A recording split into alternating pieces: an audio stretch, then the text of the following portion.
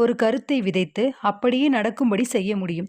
ஒரு கோப்பையில் நீரை நிரப்பி அவனது மூக்கின் அருகில் கொண்டு சென்று, இதில் மிளகு நிறைந்துள்ளது, முகர்ந்து பாருங்கள் என்று சொன்னால் அந்த மனிதன் தும்மத் தொடங்குவான். அவனை தும்மச் செய்தது எது? கோப்பையிலிருந்த நீரா அல்லது உங்கள் கருத்தா? ஒரு மனிதன் தனக்கு ஒருவித புல் வகை ஒப்புக்கொள்ளாது என்றால், ஒரு காகிதப் பூவை அவன் முன் வைத்து மனம் வசப்பட்ட நிலையில் அந்த பூ அவனுக்கு ஒவ்வாத வகை என்ற கருத்தை விதைக்க, அந்த மனிதனின் உடலில் அதற்கேற்ப அறிகுறிகள் ஏற்படும். இதிலிருந்து நோயின் காரணம் மனதில் இருக்கிறது என்பதை நாம் புரிந்து கொள்ள முடியும். நோயின் சிகிச்சையையும் மனதிலேயே செய்ய முடியும்.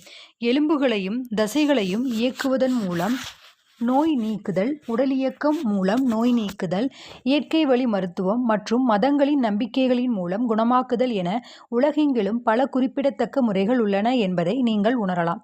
ஆனால் இதில் அனைத்திலுமே குணமாகும் ஆற்றல் ஆழ்மனதிற்கே உண்டு என்பது தெளிவாக தெரிகிறது. சவரம் செய்து கொள்ளும்